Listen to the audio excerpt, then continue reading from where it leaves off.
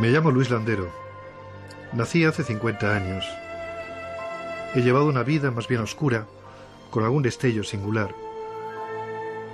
Fui músico, viajé, trabajé en 3 o 4 oficios, escribía con aplicación y sigilo, estudié filología, viví un tiempo en París, otro tiempo en Estados Unidos, matrimonio, 2 hijos, trabajo estable.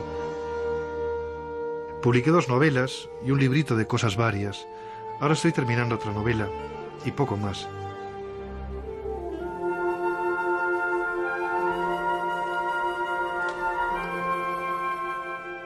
Mi signo es la intermitencia.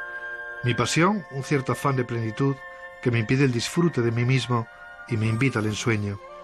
Mi dulzura es la naturaleza y el verano, que es tanto como decir la melancolía de la infancia. Mi dolor es la insatisfacción crónica y la repentina falta de entusiasmo. La literatura ha acabado por ser, después de la tormenta, una reparación de daños.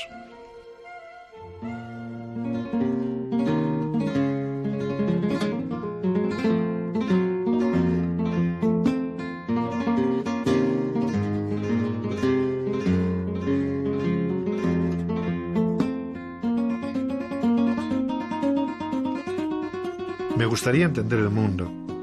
Vendería mi alma al diablo por ser sabio. Pero hay días en que no entiendo nada y solo me llega el fragor de algo absurdo, caótico. Percibo un árbol, un niño y un sistema político, pero eso es todo, cada cual por su lado. Fragmentos, calderilla, cordeles, trocitos inservibles de papel.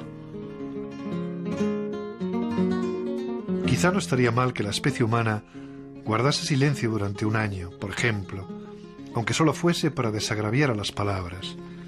Que durante un año el hombre permaneciese en absoluto silencio y solo se oyera el ruido del tráfico y de las fábricas, las explosiones de las bombas, el rugido de las muchedumbres que celebran un gol o una Verónica.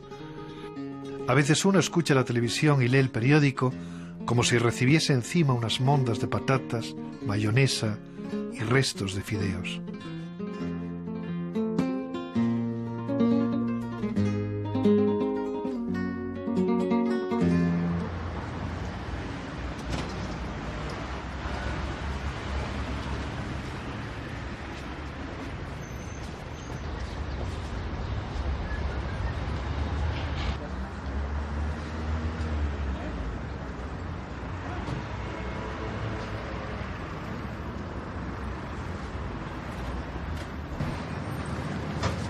Hola José, buenos días. Hola, buenos días. Quizá uno no debería salir demasiado a lugares de alterne, porque el peso de lo que oyes, de lo que recibes, te impide luego intentar un salto de arlequín.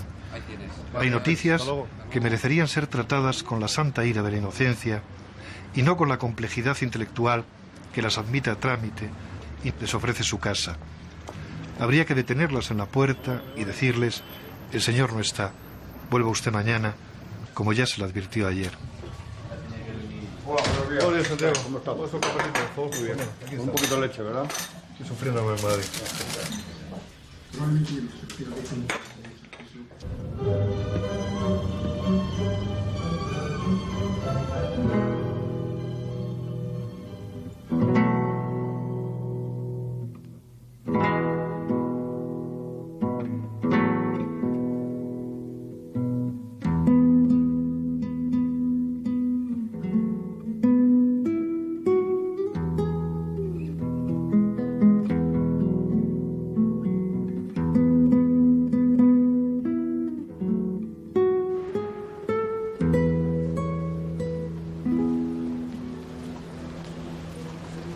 Entre tanto, uno, además de ser lector y escritor, es profesor.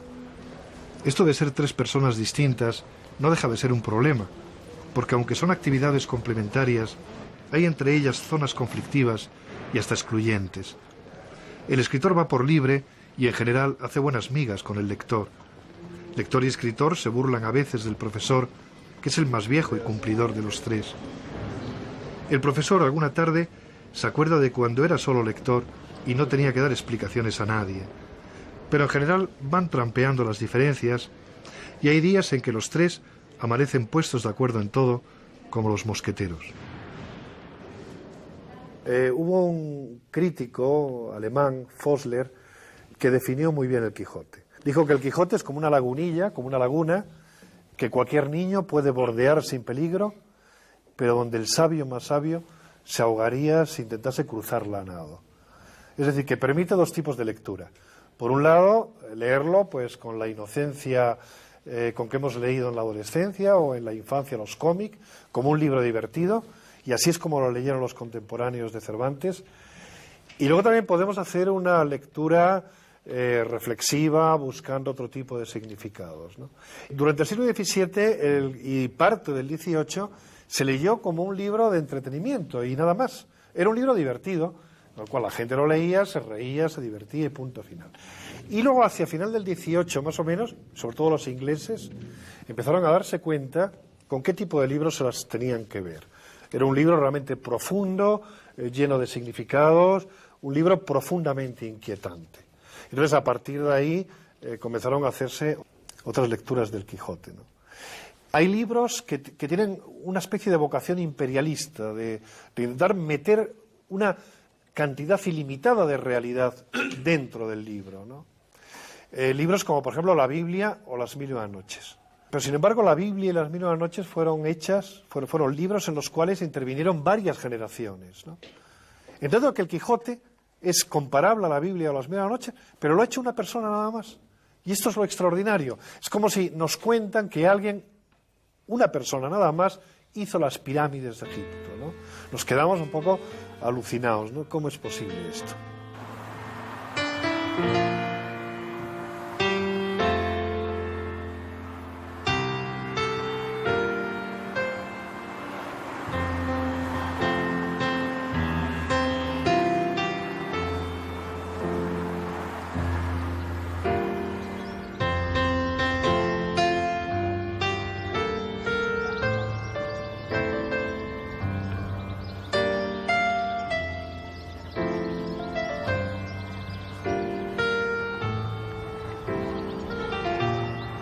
Yo provengo de una familia de judíos que eran ojalateros ambulantes y que, según unos legajos parroquiales, se establecieron aquí, en Alburquerque, en el siglo XV.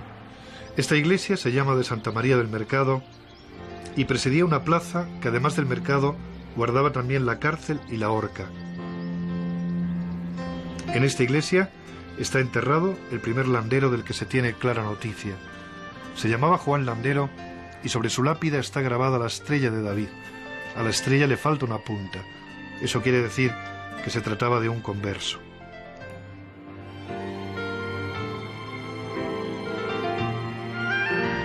Apenas queda de la iglesia una vaga estampa medieval. Lo demás son esplendores más o menos barrocos.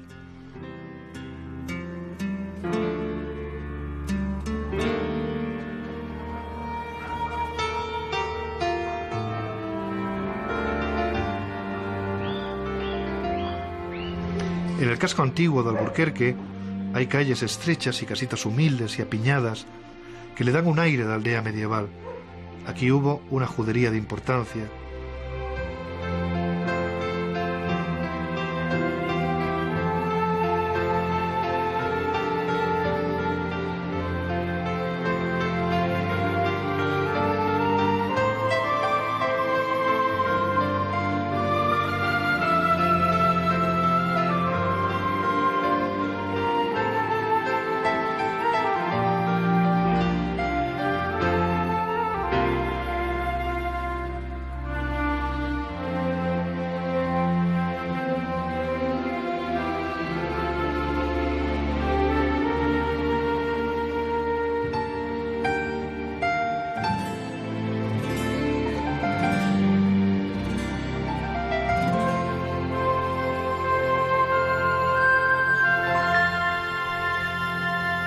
Parece ser que el primitivo Alburquerque era una pequeña aldea que estaba a unos 12 kilómetros de aquí y que fue destruida por los romanos en el siglo V.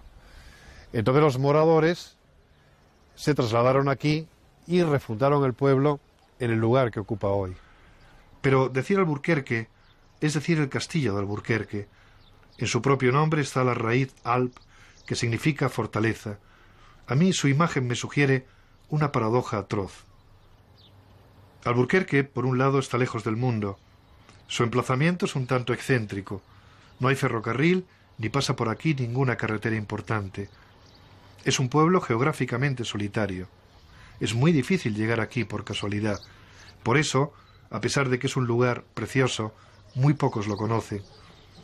Y sin embargo, este pueblo ha sufrido la historia como pocos.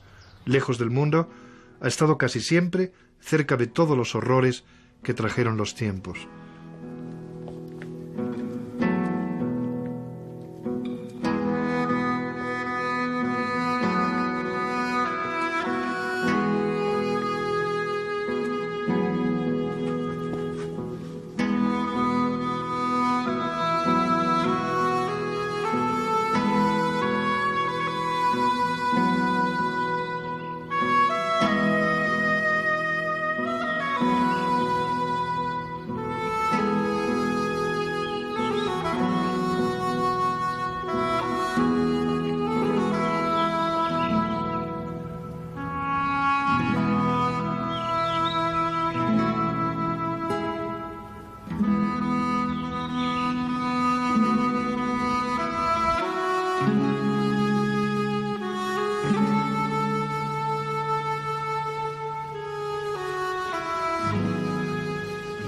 Estuvo en poder de los árabes desde mediados del siglo XI. Un siglo después, más o menos, Fernando II de León se lo arrebató a los almohades y los almohades lo reconquistaron 20 años después. Alfonso IX volvió a tomarlo y volvió a perderlo. Y lo mismo le ocurrió a Fernando III el Santo. También él lo conquistó y también lo perdió.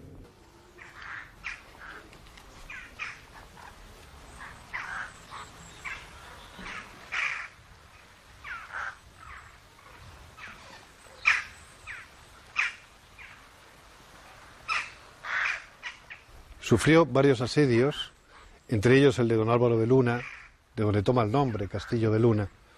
Sufrió también el despotismo y la rapiña de don Beltrán de la Cueva y de otros muchos nobles, que Dios los tenga todos en el infierno. Sostuvo guerras o escaramuzas continuas con Portugal desde final del XVI hasta principios del XVIII. Estas tierras pertenecieron al reino de Portugal. Con la expulsión de los moriscos, Extremadura y también Alburquerque perdió casi la mitad de la población. Y en 1810, cómo no, los franceses entraron y lo saquearon. Así que la historia ha golpeado con dureza Alburquerque y sin embargo está lejos del mundo. Y eso es lo paradójico, que en tiempos de paz sea un pueblo olvidado, casi invisible, y en tiempos de guerra sea convocado a escena para representar un papel dramático no exento de importancia. Decía Camus que hay quien hace la historia y quien la sufre.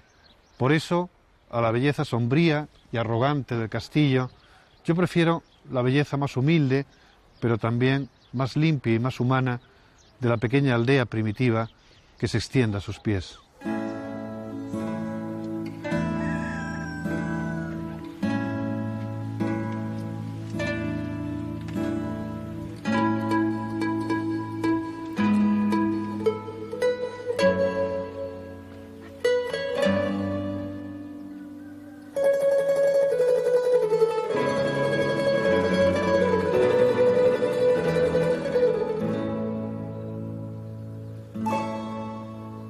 Alburquerque es un pueblo muy luminoso, como otros del sur, y esa luz contrasta con los ocres y pardos del secano que lo rodea en los meses de más calor, y también con el color militar del castillo. Yo recuerdo que de niño, cuando venía del campo, sobre todo en verano, lo que más me asombraba era la luz. Era una luz casi deslumbradora que provenía de las casas encaladas, pero también de los naranjos y palmeras, y de un cielo que por todo eso resultaba más puro y más azul. Es curioso cómo una de las primeras cosas que rescata la nostalgia de la niñez perdida es precisamente la luz. Todavía hoy, cuando vuelvo por aquí, siento a veces la fascinación que me producía aquel resplandor nítido y repentino.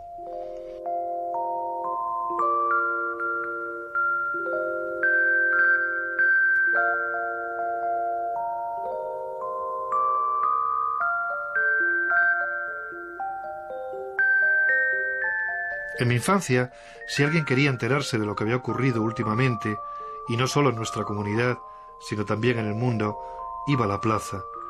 Allí llegaban enseguida las noticias, y allí se comentaban y se enriquecían con todo tipo de conjeturas y rumores. La plaza era telégrafo, estafeta, periódico, radio y teletipo. Y aquí, en un pretil, siempre había un grupo de hombres ociosos sentados en hilera y meciendo en el aire los pies. Cuando pasaba algo excepcional, la llegada de un automóvil o de un forastero, el encuentro fortuito de dos adversarios, los pies se movían más deprisa. Luego, otra vez se remansaba el vaivén. El grupo comentaba así los sucesos diarios de la comunidad, tanto los públicos como los privados. De tanto golpear con los talones, se había formado abajo una franja erosionada y sucia, como un bajorrelieve, y allí estaba registrada la crónica ilegible de nuestra historia cotidiana. Y es seguro que esto ha ocurrido durante siglos. A mí siempre me ha parecido más interesante y significativo este posible discurso histórico que el más solemne y oficial del castillo o de las iglesias. En la plaza estaba también el casino de los señores, que se llamaba de la Concordia. Luego, no muy lejos, estaba el casino de los humildes, que se decía de la Mestura, porque también podían hacerse socios los ricos, y allí se mezclaban, se mixturaban, por tanto, unos con otros. Alburquerque, como muchos pueblos del sur, era una comunidad fuertemente jerarquizada, con una gran conciencia de clase y con sus señoritos y sus caciques y su mísera tropa de plebeyos analfabetos que trabajaban por poco más de la comida y que algo conservaban aún de la vieja servidumbre feudal. Y esa situación se prolongó hasta el boom económico de los 60 y la desbandada de la inmigración.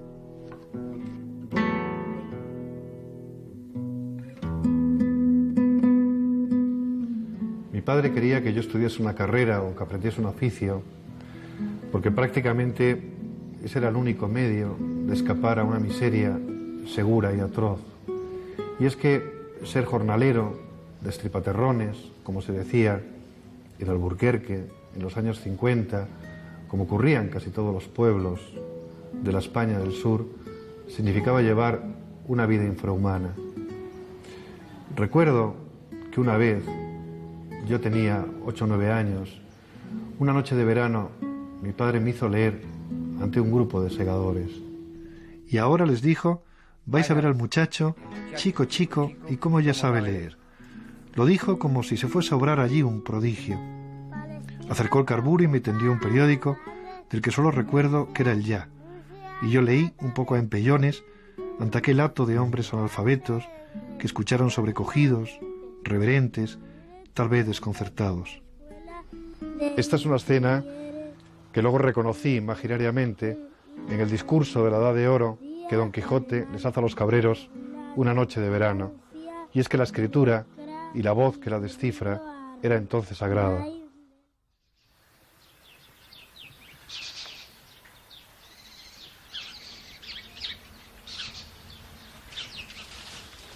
Aquí en las laderas es donde los jóvenes se enamoraban y jugaban a cortejarse. Como en todos los pueblos, por esa época, se hacían grupos de muchachos y de muchachas y al cruzarse intercambiaban miradas, risas, alguna frase maliciosa y bueno, podía decirse que así es como comenzaban oficiosamente las relaciones sentimentales. Aquí por las mañanas concurrían los viejos a tomar el sol, a jugar a cualquiera de esos juegos infantiles que tanto gustan en la vejez, quizá porque los extremos se tocan, y sobre todo a recordar los viejos tiempos y a hablar de sus cosas. Por las tardes solían ir los adolescentes a fumar sus primeros cigarros y a iniciarse en la vida adulta, y al oscurecer aparecían las parejas de novios, de modo que allí venía a reflejarse en el decurso del día la sucesión de las generaciones a través de los años.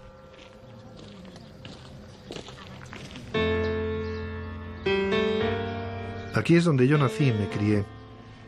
Al principio el mundo era para mí la casa de mis padres y la calle que hoy se llama de la Calzada, que fue su nombre de siempre, pero que entonces era del general Sanjurjo. Aquí, en este breve microcosmos, yo conocí en mis primeros años casi todo cuanto hay que conocer en la vida. La felicidad, el dolor, el amor, el miedo, la amistad, el lenguaje y el gusto por oír y contar. Aquí sitúo yo en mi mente la acción de muchas novelas y dramas. Por sus alcobas y corredores han transitado Oliver Twist, Pedro Páramo, Aureliano Buendía, Emma Bovary y muchísimos más.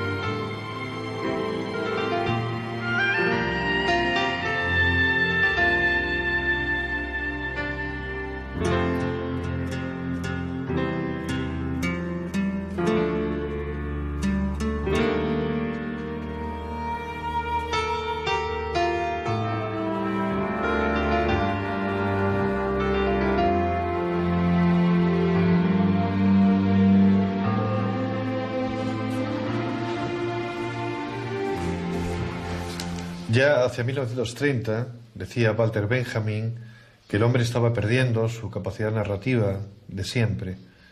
Sin embargo, en estos lugares donde se mantenían formas de vida un tanto anacrónicas, yo creo que se conservaba todavía, en mi infancia se conservaba viva esa capacidad para contar.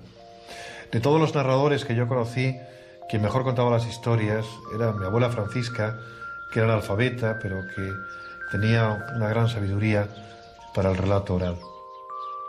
Nos sentábamos en el corral, bajo un ebónimo, en sillitas de paja, frente a frente, y ella entonces, con sus palabras, inauguraba un mundo maravilloso donde yo vivía embelesado durante el tiempo que durase el relato.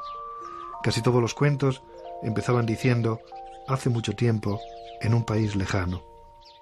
De ahí deduje yo que las cosas maravillosas ocurrían siempre en sitios distantes y en edades remotas, y que viviendo aquí, en Alburquerque, es decir, aquí y ahora, pues nada digno de asombro me iba a ocurrir nunca.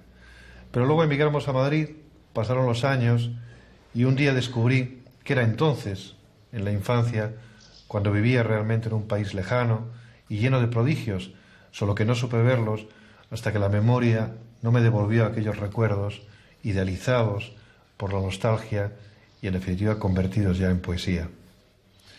Recuerdo un cuento que me contaba mi abuela y que es la primera noticia que tuve yo del viejo mito de Fausto. Era la historia de un viejo que una noche recibe la visita de la muerte. La muerte tenía el aspecto de un viajante de comercio de edad mediana, un poco desaliñado en el vestir y con el aire cansado de quien está siempre en el camino. Llevaba una cartera de cuero. Se sentó en el borde de la cama, como si fuera un médico, le cogió la mano al enfermo, le leyó las rayas y luego lo miró lleno de lástima y tristeza. «Pronto vendré a por ti», le dijo con dulzura, y después agarró su cartera y se fue. El viejo buscó entonces un lugar donde esconderse de la muerte. Pensó en el castillo, pero no. La muerte se conocía muy bien aquel sitio. Pensó en el desván, pero no, porque la muerte oiría desde abajo sus pasos. Pensó en el campo abierto, pero también lo desechó. Y lo mismo otros muchos escondrijos, hasta que de pronto vio un grupo de niños que jugaban al corro. «Aquí no me encontrará la muerte», pensó. «Aquí no se le ocurrirá venir a buscarme». Y se metió entre los niños y se puso a brincar con ellos como uno más.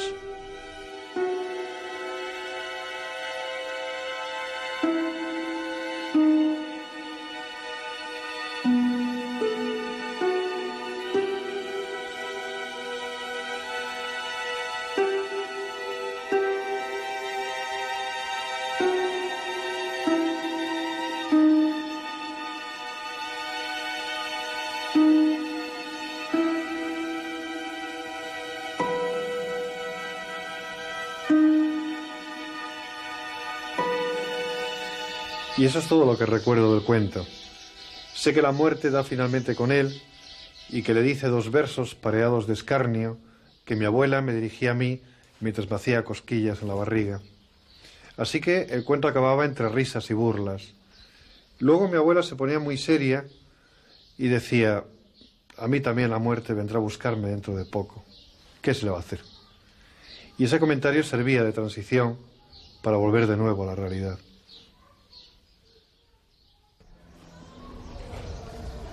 Aquí estaba la escuela donde me enseñaron a leer y a escribir, y ahí, tras esos 2 balcones, estaba el aula principal. La memoria, contaminada inevitablemente por el cine neorrealista, rescata en blanco y negro el espíritu de aquellos tiempos y ve una tropa muy peladita de escolares haciendo turno para la leche americana, todos con su vasito y el tirante del pantalón de pana cruzado en el pecho. La memoria, que es tan caprichosa, pero a la vez tan certera en la selección de los detalles, recuerda, por ejemplo, que sobre la pizarra estaban los retratos idealizados de Franco y José Antonio, y que en medio había un crucifijo. Siempre era así. Uno se encontraba a los 3 en todas partes, en la estafeta de correos, en el vestíbulo del ayuntamiento, en el casino y en todos los lugares más o menos públicos. Era imposible imaginarse a uno sin los otros 2, y quizá por eso yo acabé identificándolos con el misterio de la Santísima Trinidad del que nos hablaba el cura en la doctrina. También estaban por todas partes un cartel didáctico de colores donde se veía un conejo con mixomatosis en medio de un campo de violetas silvestres. Aquellos 4 personajes han quedado ya unidos en el recuerdo para siempre: Franco, José Antonio, Cristo y el conejo.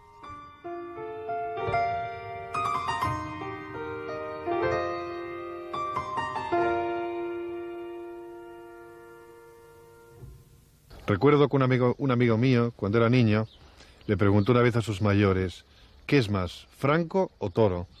Es decir, ¿quién tiene más poder? Es una pregunta absurda, pero yo creo que refleja bien la idea del poder irracional y legendario que le llegaba a los niños, y supongo que también a los mayores, por esas fechas. Para ir a la escuela pasaba por un pozo y siempre me asomaba al brocal para ver si había dentro algún ahogado. A veces hablaba de que alguien se había suicidado tirándose a un pozo, y se contaban otras historias tremendas de aparecidos, de enterrados vivos, de sacabuches y sangamantecas, de forasteros que le sacaban la sangre a los niños, de casas donde habitaban espíritus maléficos.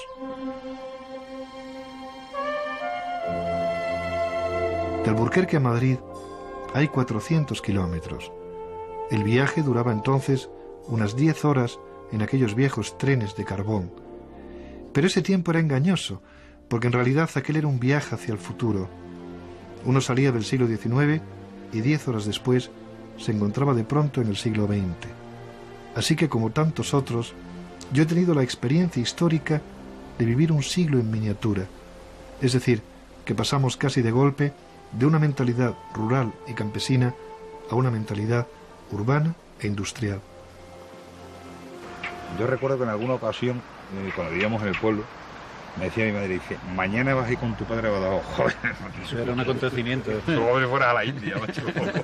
Venía a Badajoz, era terrible, era una cosa increíble. Sí, sí. Y no sé si recordáis que en San Juan había unos individuos que estaban con unas banastas de mimbre y vendían plátanos. Entonces llegábamos a San Juan y nos bajábamos del coche: papá, cómprame un plátano. Pues mi padre me compraba un plátano, no sé si valdría 20 céntimos o 25 céntimos. Y yo me comía aquel plátano como, no me sé, como si fuera caviar o una cosa increíble. Tú llevabas a un niño y le compras un plátano, mami, de plátano, plátano. Pues me digo, Paco, una vez en Madrid fuimos a descargar unos camiones y nos pagaron no sé cuánto y él acababa de llegar a Madrid. Y cuando se vio con el dinero, se sabe lo que voy a hacer ahora, se le daba una jarta de plátano. Porque esto lo que... Y efectivamente fue una frutería, se compró no sé cuánto y nos sentamos los dos allí. Y tuvimos que ir a plátano media hora. Es que los plátanos entonces, bueno, cualquier cosa. No llegaban al pueblo, prácticamente. Y eso que os contaba yo antes, de cuando me enamoré yo de una muchacha que tenía 108 años, le regalé un frasco vacío de penicilina. Tú has sido muy enamoradito. Bueno, ese fue mi primer amor, joder. Sí. Oye, ¿y tu padre qué edad tenía cuando fuiste con nosotros a Madrid? Mi padre tenía la edad que tengo yo ahora, 53 años. Aquello eran otros tiempos de cualquier forma, ¿no? No había más remedio que buscarse la vida por donde fuera, ¿no? Y además yo creo que en el caso de tu padre como en el mío pensaban más en los hijos. Ellos más o menos la vida ya la tenían más o menos resuelta. Sí. Los emigrantes hay algunos que arraigan, otros que arraigan menos, unos que van, otros que vienen, ¿no? Yo nunca me he enterado muy bien por qué viniste, fíjate, yo pensé que te había venido porque te habías enamorado, ¿no? Yo me vine de Madrid simplemente porque a mí Madrid no me gustaba. Entonces, antes comentábamos de las edades de mis hermanos, y mis hermanos pues eran pequeños, pero yo ya tenía 20 tacos. Sí. Entonces quiere decirse que yo había vivido aquí ya prácticamente pues una parte importante de mi juventud. Y yo aterrizo en Madrid, en el Madrid de los años 60 y algo, 63 o 64, y vamos, aquí no me quedo yo ni vamos. Cuando yo estuve viviendo allí, que eran el 74, 75, 76, todavía se podía andar por Madrid con cierta tranquilidad. Pero hoy día vas por la Gran Vía, a las 10 de la noche, y nada más que ves ya, yo qué sé, gente rara. Pero eso es por otra cosa. A mí lo que realmente no me gustaba era que habías cortado con tu forma de vida de aquí, ¿no? Bueno, también. No fija nadie. Pero tú, por ejemplo, ahora vives en Badajoz, y en Badajoz no, ¿qué pasa? ¿Que estás más cerca del pueblo o que llevas una vida más parecida? No, porque es otra historia, Sí, de otra manera. O sea, allí nada más que nos conocemos tú y yo. Ya estábamos siempre allí para atrás y para adelante, pero bueno. ¿Y qué pasa? Y bueno, pues la gente del trabajo, pero que la gente del trabajo... Bueno, conocíamos de vez en cuando alguna chavita. Sí. Pero poco.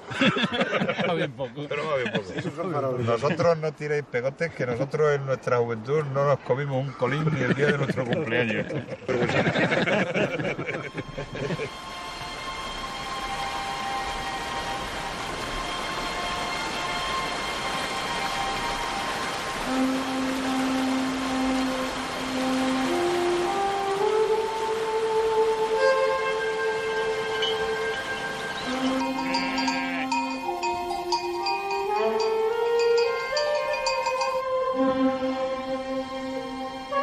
Yo estoy muy de acuerdo con John Berger cuando dice que la mayor tragedia cultural de este siglo es la extinción de la cultura campesina.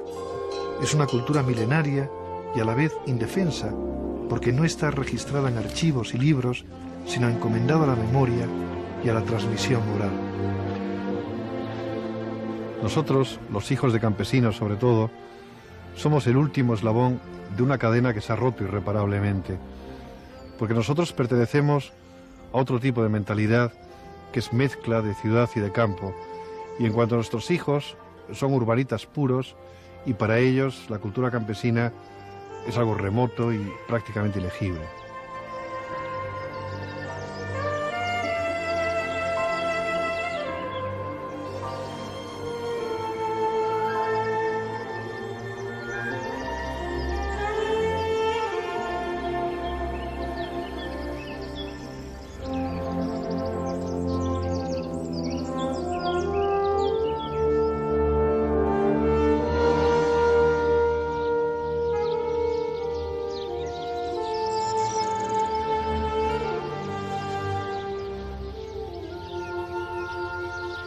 Si es verdad que existe en el hombre y en cada uno de nosotros la nostalgia de un paraíso perdido, de una plenitud que nos fue arrebatada, para mí ese paraíso sería la infancia y la naturaleza.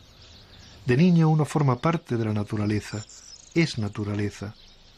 Por eso uno no se distancia de ella, no la ve como paisaje, ni menos aún la valora estéticamente. Uno no mira, actúa. Uno va a nidos, o a lagartos, o a grillos, o a ranas, o corre sin cansarse hacia no importa dónde, o se sube a un árbol o se tumba en la hierba. Y algo similar les ocurre a los campesinos. Tampoco ellos tienen conciencia estética del paisaje.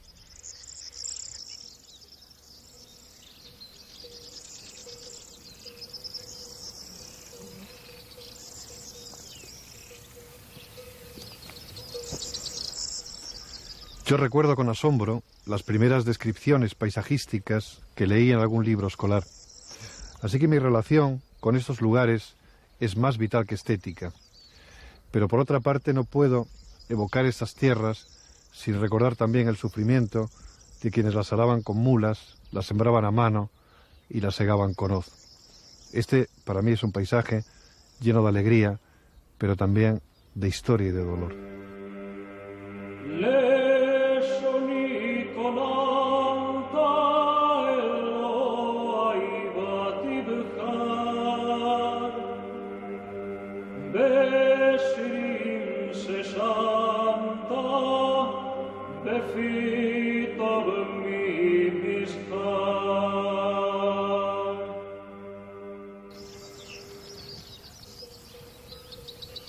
La tierra, además, tenía entonces un carácter sagrado. Era la depositaria de la dignidad y del honor. Los conflictos de lindes eran conflictos tremendos, como les ocurre a las naciones con las fronteras. Surgían enemistades que se prolongaban de una generación a otra, porque al heredar la tierra se heredaban también los odios y las cuentas pendientes. Hay un trozo de tierra en Valdeborrachos que era una madeja de pactos poco menos que inmemoriales, un laberinto de derechos según los cuales uno tenía derecho a las hierbas, otro a la siembra, otro a las rastrojeras. Yo creo que la primera imagen que conservo de la violencia entre personas es la de mi abuelo enarbolando un azadón contra otro hombre para defender no sé qué derechos vulnerados acerca de esa tierra. Todo era negociable, todo podía discutirse y arreglarse, pero la tierra no. La tierra era la depositaria del honor, de la identidad social. Por eso de ella han surgido tantas tragedias y por eso se mantienen vivos tantos odios. Esta casa la levantó mi abuelo con sus manos. Para mí mi abuelo tiene mucho de personaje épico, de personaje que domestica una tierra hostil como los pioneros. Por eso en mi imaginación se confunde a veces con los colonizadores de las películas del oeste y con ciertos personajes literarios, por ejemplo de Faulkner. Pero estos lugares eran entonces muy distintos. El campo era un lugar para vivir, para estar. La gente iba pocas veces al pueblo y la vida se organizaba de un modo prácticamente autónomo. Recuerdo las fiestas, que eran sobre todo bailes amenizados por algún acordeonista portugués. La frontera era sobre todo el contrabando de café y de tabaco. Y recuerdo el ir y venir de recoveros y buhoneros que vendían y compraban todo tipo de cosas y cuyo tránsito se enriquecía por la proximidad de la frontera. Entonces había en el campo muchas sendas que se han borrado con el tiempo, un poco como signo de la soledad que aflige hoy a estos lugares.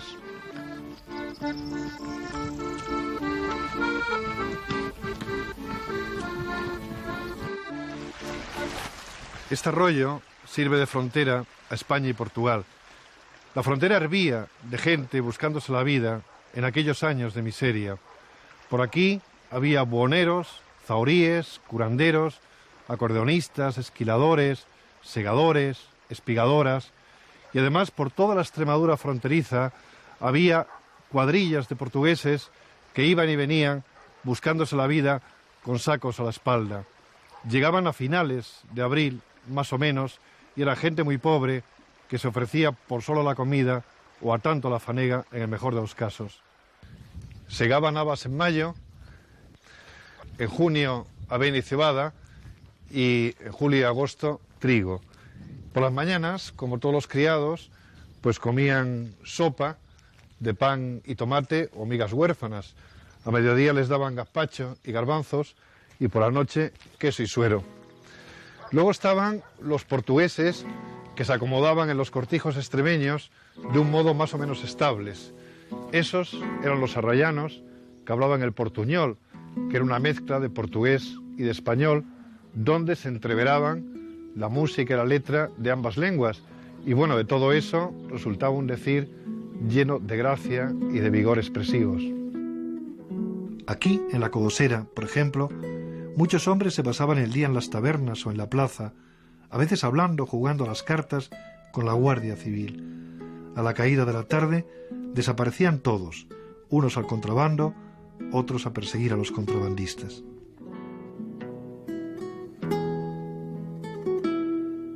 Y uno recuerda el bullicio y la vitalidad de aquellos años unidos inevitablemente a los tonos sombríos propios de la época. Estos campos han sido el escenario de historias que no habrán de contarse nunca y de las que apenas queda ya nada, quizá un recuerdo desvanecido en la memoria. Yo recuerdo a un pastor arrayano que afinaba las esquilas de sus ovejas con una lima para que hicieran buena música. Eu teño la mellor campanillería de la región, decía, y sonreía, lleno de orgullo y de felicidad, y también un poco pícaro, como si tuviera un secreto que no conviniera decir a nadie.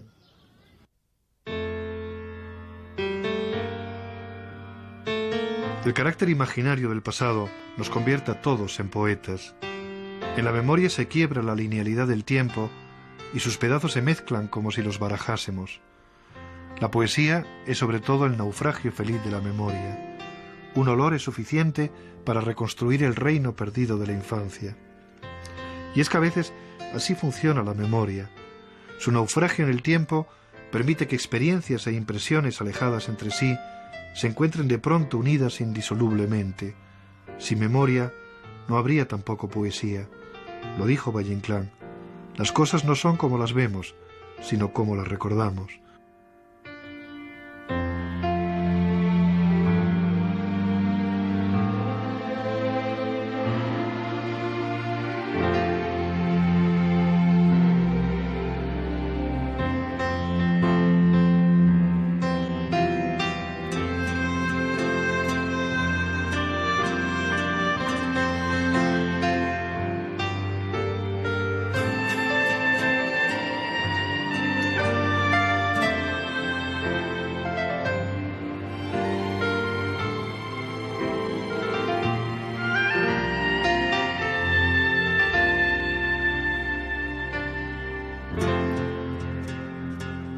Una ciudad, un paisaje, una tierra no está del todo acabada hasta que los pintores o los escritores la colonizan imaginariamente.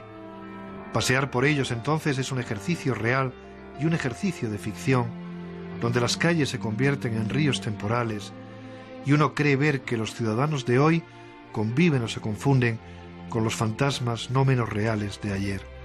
Sin memoria, las ciudades, los paisajes, la tierra carecerían de alma y pasearíamos por ellas como sonámbulos en el limbo de la actualidad, porque es cierto que una tierra, ya se sabe, la conocemos más y mejor cuando la recordamos y la nostalgia y la memoria nos la devuelven en clave poética.